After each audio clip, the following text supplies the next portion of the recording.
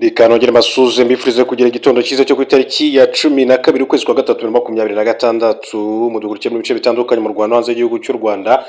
Amakuru akomeye by'umwihariko aturuka muri Burasirazuba bwa Repubulika ya Demokarasi ya Congo. Mama 23 ikomeje kurwana na coalition FARDC, FDNB, FDLR ndetse hakabamo n'abarwanyi ba Wazalendo.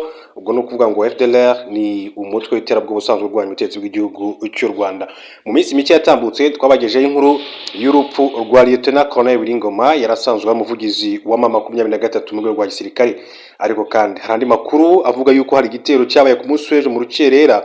Ni igitero cyari kigambiriwe kwica uwitwa General Sultan Makenga, mugaba mukuru w'ingabo za Mama 23, Colonel Nangana muzabikorwa mukuru w'iri huriro, Bertrand Bisimwa umwungirije, hakamo kandi na Joseph Kabila Kabange bivugwa ko nawe aba ku ruhande rwa Mama 23, ariko kandi uyu nguyu yahoze ayobora igihugu cya Repubulika ya Demokarasi ya Kongo imyaka igera kuri 18 kuva 2001 nyuma y'urupfu rwa Laurent Desire Kabila yahoze ari se, ndetse kandi kugeza muri 19 bwo ku butegetsi hajyaga Perezida Felix Tshisekedi. Bwa mbere mateka Repubulika ya Demokarasi ya Kongo yari yerekanyije ubutegetsi nta mirwano ibaye, nta mahoro, biciye mu matora yabaye mu buryo twavuga ngo ni demokrasi muri rusange. Amakuru rero atugeze mu gitondo ni kuri General Sultani Makenga, uyu mugaba mukuru w'ingabo za AFC M23, n'amakuru akomeye cyane. Mbere gato yuko nyagarukaho yose, reka mbaza mbahe inshamake y'amakuru y'ingenzi agezweho tubone kwinjira ku nkuru yacu nyirizina. Nk'uko amakuru akomeza kugenda abivugwa hirya no hino, reka mpere muri Ukraine mbabwire ko Ukraine yarashe uruganda rw'Uburusiya rukora ibikoresho bya gisirikare. Perezida wa Ukraine Volodymyr Zelensky yatangaje ko ingabo z'iki gihugu zagabye igitero gikomeye cyane ku ruganda rwa gisirikare rwo mu Burusiya. Ukraine yifashishije misile za British Storm Shadow mu kurasa ku ruganda rwa Kremlin L ruherereye mu ntara ya Bryansk. Zelensky ati uruganda rwakoraga ibikoresho by'ikoranabuhanga birimo n'ibyifashishwa mu gukora misile z'Uburusiya, ni misile zifashishwa mu kurasa ku migi yacu, ku midugudu yacu, ku baturage bacu. Guverinoma y'Uburusiya yavuze ko abantu 6 bahitanwe n'icyo gitero, abandi 42 barakomereka. Umuvugizi w'ibiro bya Perezida w'Uburusiya Dmitry Peskov yavuze ko ibi bitero bitari gushoboka iyo bidashyirwamo imbaraga n'abahanga b'Abongereza. Dmitry Peskov ati mu rwego rwo gukomeza gukumira ibikorwa by'ubugizi bwa nabi bikomeza gukorwa n'ubutegetsi bwa Kiev, Uburusiya bwahisemo kugaba ibitero bidasanzwe. Intambara iri kuba mu gihe Leta Zunze Ubumwe za Amerika n'abafatanyabikorwa bayo bakomeje gushyira imbaraga mu kwihagarika. Mu byo Ukraine isabwa harimo kuzibukira ibice yahoze ari byayo birimo intara ya Donbass igizwe n'ibice bya Donetsk, Luhansk. Uburusiya kandi bugenzura hafi 80% byayo. Ukraine ikavuga ko ibyo itabyemera nk'uko amakuru abishimangira. Duhindure ingingo gato mbere gato ko tugaruka ku makuru yacu, wabwire ko sosiyete ya KLM yahagaritse ingendo zijya i Dubai. Sosiyete y'ubwikorezi bwo mu kirere ya KLM yahagaritse ingendo z'indege zose ziva n'izijya Dubai muri Leta Zunze Ubumwe z'Abarabu kubera intambara ikomeje guca ibintu mu Burasirazuba bwo hagati. Izasubukura ingendo ku 28 Werurwe. Itangazo yashyize hanze ku itariki ya 11 Werurwe 2026 no kuba ku munsi w'ejo hashize rigira riti: biturutse ku mvururu za politike ziri mu Burasirazuba bwo hagati, KLM yafashe umwanzuro wo guhagarika ingendo zose zijya i Dubai kugeza ku itariki ya 28 Werurwe. Yongeyeho ko nubwo ihagaritse ingendo izakomeza gufasha abashaka gusubira mu bihugu byabo babuze uko bagenda kubera intambara. KLM Royal Dutch Airlines ni sosiyete y'indege y'Ubuholandi iri mu zikuze kuko yashinzwe mu mwaka wa 1919. KLM ijya mu byerekezo 163 mu bihugu 70 ndetse ikaba kandi itwara abagenzi barenga miliyoni 34 ku mwaka nk'uko amakuru abivuga. Duhindure kandi ingingo muri aya makuru mbabwire ko andi makuru akomeza kugenda avugwa. Reka duce muri Korea y'Epfo. Muri Korea y'Epfo amakuru aturukayo aravuga yuko Korea y'Epfo ntiyemeranya na Amerika igiye kuyambura intwaro z'ubwirinzi. Korea y'Epfo rero yavuze ko itemeranya n'icyemezo cyafashwe na Leta Zunze Ubumwe za Amerika cyo kwimura intwaro z'ubwirinzi bwa gisirikare zari mu birindiro byayo muri iki gihugu izijyana mu Burasirazuba bwo hagati. Abakuru akomeza kugenda abishimangira muri rusange. Ariko kandi rero iki cyemezo gifashwe nyuma yuko ibirindiro byinshi cyane bya Amerika byo mu Kigobe hari raporo zerekanye ko nta ntwaro z'ubwirinzi bwa misile zihagije byari bigifite, kandi intambara ya Amerika na Iran imaze iminsi 12 gikomeje. Ubu bwirinzi rero nkene ni nabwo bwavuzwe ko bwabaye intandaro y'impfu z'ingabo za Amerika zari mu birindiro byayo byo muri Kuwait nyuma yo kuraswaho na Iran. Ubwo yari mu nama y'abaminisitiri, perezida wa Korea y'Epfo yitwa Lee Jae-myung yavuze ko hari zimwe mu ntwaro zari mu birindiro binini cyane bya Amerika biri muri iki gihugu bya Osan Air Base zajyanywe ku birindiro bya Amerika biri muri Arabia Saudite na Leta Zunze Ubumwe za Arabarabu. Andi makuru havuga ko hagaragaye kandi indege z'ubwikorezi za gisirikare zijya kuri ibi birindiro mu cyumweru gishize, bikekwa ko zari zigiye kandi gutunda ibindi bikoresho. Perezida Lee Jae-myung yagize ati twerekanye ko tudashyigikiye ko ingabo za Amerika ziri muri Korea zimura intwaro z'ubwirinzi bw'ikirere ku nyungu zabo, gusa ni ikintu tudafite icyo twahinduraho. Icyakora yavuze ko mu kwimura izi ntwaro bitazagira ingaruka zikomeye cyane ku bushobozi bwabo mu bijyanye ndetse no kurinda ikirere cyabo. Korea y'Epfo ni kimwe mu bihugu bifite ibirindiro binini cyane by'igisirikare cya Leta Zunze Ubumwe za Amerika ndetse byasinye amasezerano y'ubufatanye mu kurwanya Korea ya Ruguru nk'igihugu gikungahaye cyane ku ntwaro za nucleaire. Harabarurwa abasirikare barenga 28 ba Amerika ku butaka bwa Korea y'Epfo bafite intwaro zihambaye zirimo n'iza Patriot zizwiho rero gusenya ibisasu. Intambara igitangira, Iran yari yateguje ibihugu byose birimo ibirindiro bya Amerika kutazatungurwa n'ibiraswaho, ndetse igihe Amerika rero na Israel byatangizaga ibitero muri Iran, nayo ikaba rero yarihoreye irasa mu bihugu birimo Bahrain, Qatar, Kuwait, Jordania, Arabia Saudite, Iraq ndetse na Emira Zunze Ubumwe z'Abarabu. Ikaze rero muri amakuru yacu, reka duce muri Repubulika Demokarasi ya Kongo. Mbabwire ko nyuma y'igitero gikomeye cyane cyabaye mu rucero rwo ku munsi w'ejo, ndetse uwitwa Karine Bouisse ni umukozi w'umuryango w'abibumbye ishami ryita ku bana UNICEF, akaba yaraje kugitakariza mu buzima. Ibyatumye uwitwa Perezida Emmanuel Macron asohora itangazo rikomeye cyane atanga gasopo. Ariko kandi nta nubwo ari Emmanuel Macron na Maxime Prévost, ni minisitiri w'intebe w'igihugu cy'Ububiligi, bose basabye leta ya Kongo gukora iperereza ndetse kandi igahagarika vuba na bwangu ibitero bikomeje kugabwa mu burasirazuba bwa Kongo bikunze guhitana rero abatari bake harimo n'abasivili. Uwitwa Corneille Nangaa rero yagaragaje ko leta ya RDC ishaka gukongeza intambara mu karere kose. Umuyobozi w'ihuriro rya AFC 23 ni Alliance Fleuve Congo M23 rirwanya ubutegetsi bwa Repubulika Demokarasi ya Kongo, Corneille Nangaa yatangaje ko buri gushaka kwigarurira mu karere kose intambara yo mu ntara ya Kivu y'Amajyaruguru na Kivu y'Amajyepfo. Nyuma y'igitero cya drone ingabo za leta ya RDC zagabye mu mujyi wa Goma kwa 11 Werurwe 2026, Corneille Nangaa yatangaje ko kimaze iminsi gitegurwa kuko hari ubukangurambaga buyobowe n'ab'i Kinshasa busaba abatuye Goma kuhava.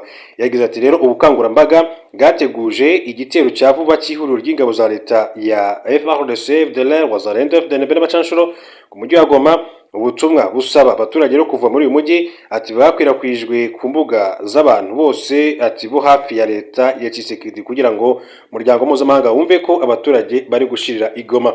Corneille Nangaa yatangaje ko leta ya RDC kandi ifite umugambi wo kwica abayobozi ba M23 ndetse n'abanyapolitiki batavuga rumwe nayo kugira ngo ice intege uruhande bitavuga rumwe, ariko ko inashaka kwenyegeza intambara yagutse mu karere kose. Alliance Fleuve Congo M23 yagaragaje ko mu gihe kandi leta ya RDC ikomeje kwenyegeza intambara abarwanyi bayo bafite inshingano yo kurinda abaturage bashinzwe, kandi ko Perezida Felix Tshisekedi mu by'ukuri azirengera ingaruka izaterwa n'intambara izakurikiraho.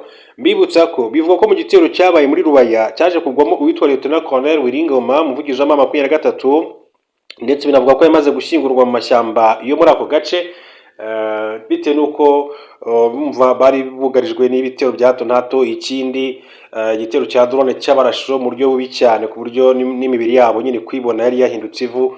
Byose rero bikaba ari bimwe mu byashingwe cyane. M23 nayo itangira kugenda igaba ibitero bya hato na hato kuri coalition.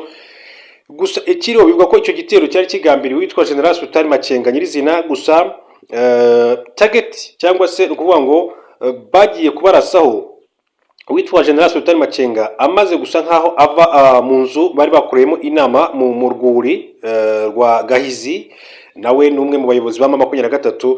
Hanyuma rero General Sultan Makenga aza kurokoka gutyo icyo gitero. Gusa amakuru yajya anyuzwa ku mbuga nkoranyambaga kenshi bavugaga yuko nawe ngo yaba yarasuwe muri icyo gitero cya drone ndetse bikanavuga ko ashobora kuba yaranakomeretse cyangwa se ameze nabi cyangwa se akaba yaritabye Imana. Gusa nyuma bidatinze nibwo haje kumenyekana amakuru y'uko General Sultan Makenga ari muzima ndetse aherutse no kwinjiza mu gisirikare cya M23 abandi barwanyi bashya bagera ku 1518. Byagaragaye ko nyine yari muzima mu gihe yabahaga discours cyangwa se ubutumwa bagomba kuguma kubayobora nyine mu bikorwa byose bagiye kujyamo ku rugamba hirya no hino.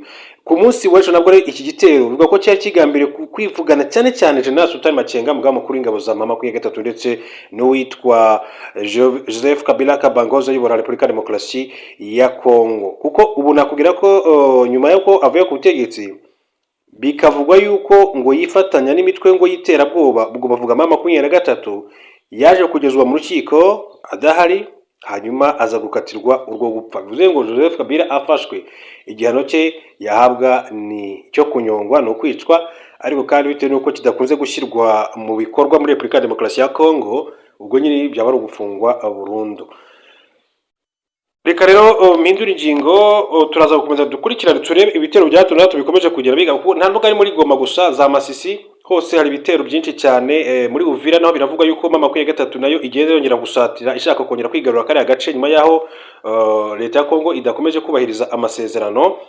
Ibice bitandukanye za Rucuru naho ibitero biraba umunsi kundi, ariko gusa ni ibitero byifashishwamo zi drone zikoreshwa na coalition, cyane cyane ngo bivuga ko abacanshuro baturutse muri za Argentine ndetse na za Colombia aribo bakunze gukoresha izi drone zirimo ziragenda zitsemba abaturage mu buryo buteye ubwoba muri kiriya gihugu.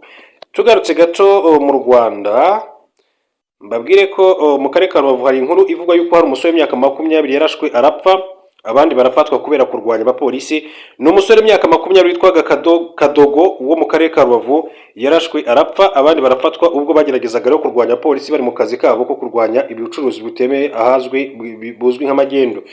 Biro byabereye mu mudugudu wa Gabiro, akagari ka Buhaza, ho mu karere ho mu murenge wa Rubavu mu masaha y'igitondo cyo kuri wa 11 Werurwe 2026.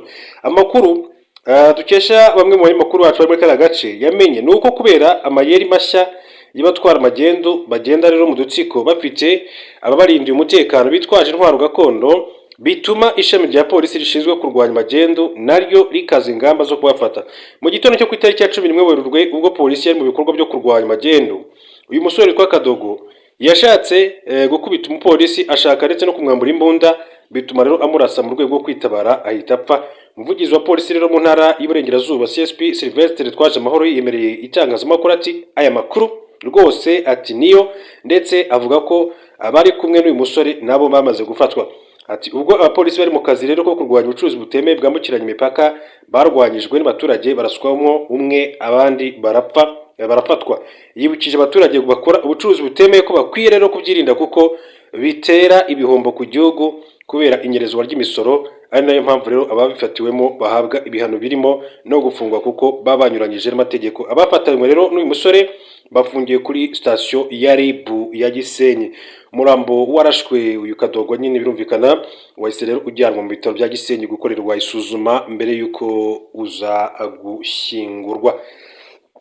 Yani makuru akomeza kugenda avugwa. Reka mbabwire ko mu makuru y'utundi nuko witwa Elon Musk akubye inshuro zigera kuri 3 umukurikiye urutonde rw'abafite amafaranga menshi cyane ku isi. Ku itariki ya 10/26 nibwo Forbes magazine yashyize hanze urutonde rw'abantu batunze amafaranga menshi cyane ku isi kurusha abandi, batunze miliyari ibihumbi 20 ndetse na miliyoni 100 z'amadolari y'Amerika, n'amafaranga yiyongereyeho miliyari ibihumbi 4 ugereranyije n'umwaka ushize. Ni urutonde Forbes ikora buri mwaka, ndetse urwa 2023 rwagaragaje ko abantu 3428 babarirwa za miliyari z'amadolari y'Amerika, bigaragaza ko rero hiyongereyeho abantu 400 ugereranyije n'umwaka ushize. Elon Musk rero niwe yongeye kandi kugaruka ku mwanya wa mbere mu batuza amafaranga menshi cyane ku isi muri 2026, abarirwa miliyari 839 z'amadolari y'Amerika. Ubutunzi bw'uyu munyemari washinze Tesla ikora imodoka z'amashanyarazi n'ikigo cy'ibyogajuru cya SpaceX bwikubye hafi kabiri kuko umwaka ushize yabarirwaga miliyari 497 z'amadolari y'Amerika. Elon Musk imyaka 54 akubye hafi inshuro eshatu uwitwa Larry Page ndetse na Sergey Brin bari mu bashinze Google bamukurikira kuri urwo rutonde.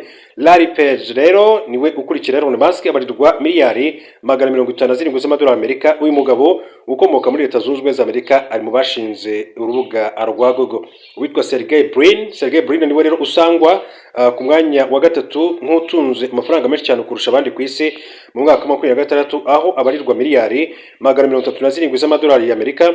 Uyu mugabo ukomoka muri Leta Zunze Ubumwe za Amerika nawe rero numwe mu bashinze urubuga rwa Google. Jeff Bezos niwe rero uri ku mwanya wa kane nk'utunze amafaranga menshi cyane kurusha abandi ku isi mu mwaka wa 2026, aho abarirwa miliyari 424 z'amadolari y'Amerika. Uyu mugabo rero ukomoka muri Leta Zunze Ubumwe za Amerika yashinze Amazon, rumwe mu mbuga zikomeye cyane zicuruza kuri internet. Amazon yaje kandi no kubyara ibindi bigo nka Amazon Prime igurisha ifatabuguzi ryo kureba filime. Si ibi gusa kuko anafite ikigo gikora ibyogajuru cyitwa Blue Origin. Hanyuma kundi ni Mark Zuckerberg, uyu rero niwe uri ku mwanya wa gatanu nk'utunze amafaranga menshi cyane kurusha abandi ku isi mwaka wa 2026, aho abarirwa miliyari 422 z'amadolari y'Amerika. Uyu mugabo ukomoka muri Leta Zunze Ubumwe za Amerika yashinze Meta ibarizwamo Facebook, Instagram, WhatsApp, Facebook Messenger ndetse na Threads. Larry Ellison ari ku mwanya wa gatandatu mu bafite amafaranga menshi cyane kurusha abandi ku isi mu mwaka wa 2026, aho abarirwa miliyari 190 z'amadolari y'Amerika. Uyu mugabo rero ukomoka muri Leta Zunze Ubumwe za Amerika yashinze Oracle, kimwe mu bigo bikomeye cyane bicuruza porogaramu za mudasobwa n'ibijyanye nazo, ububiko bw'amakuru n'abifashisha kuyarinda n'ibindi bikoresho by'ikoranabuhanga.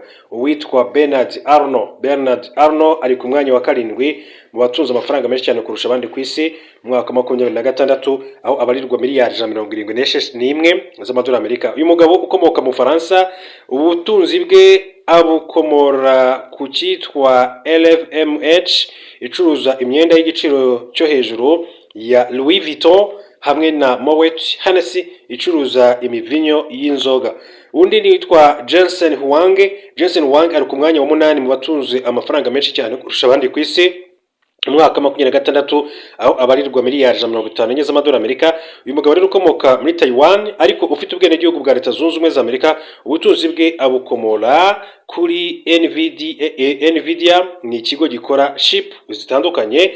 Chips rero n'utwuma duto dukora nk'ubwonko bwa mudasobwa, telefone n'ibindi bikoresho by'ikoranabuhanga. Dufasha ibikoresho by'ikoranabuhanga no gusesengura no gutunganya amakuru ndetse no gufata ibyemezo. Nitwo dutuma mudasobwa cyangwa se telefone bimenya icyo gukora iyo ukanze cyangwa se ukoze ahantu runaka. Uwitwa Warren Buffett ari ku mwanya wa 9 ku rutonde rw'abatunze amafaranga menshi cyane kurusha abandi ku isi mu mwaka wa 2026, aho abarirwa miliyari 149 z'amadolari y'Amerika. Uyu mugabo rero ukomoka muri Leta Zunze Ubumwe za Amerika, ubutunzi bwe abukomora muri Berkshire Hathaway, ikigo cyashoye imari mu bigo bikomeye cyane birimo iby'indege nka NetJets, Apple, Bank of America, Coca-Cola ndetse no mu bitunganya ibyo kurya nka Kraft Heinz nk'uko amakuru bigaragaza. Uwitwa Amancio Ortega rero ari ku mwanya wa 10 mu batunze amafaranga menshi cyane kurusha abandi ku isi mwaka wa 2026, abarirwa miliyari 148 z'amadolari y'Amerika. Uyu mugabo ukomoka muri Espagne rero utunzi bwe abukomora muri Zara, uruganda rukomeye cyane mu gutunganya imideri, imyenda, inkweto n'ibikapu by'agaciro kari hejuru cyane. Ngabo rero urutonde rw'abakire 10. Uwitwa Amancio Ortega ku mwanya wa 10, uwitwa Warren Buffett ku mwanya wa 9, Jensen Huang ku mwanya wa 8, hanyuma Bernard Arnault ku mwanya wa 7, ku mwanya wa 6 Larry Ellison, hanyuma ku mwanya wa 5 Mark Zuckerberg, ku mwanya wa 4 yitwa Jeff Bezos, ku mwanya wa 3 Sergey Brin, ku mwanya wa 2 Larry Page, hanyuma ku mwanya wa mbere ni kabuhariwe Elon Musk. Uyu nguyu afite amamuko muri Afurika y'Epfo ariko akaba afite n'ubwenegihugu bwa Leta Zunze Ubumwe za Amerika. Munyemere rero mbashimire cyane, mbifurize kugira ibihe byiza, babwira ngo ni bakuru turaza gusubira mu masaha ari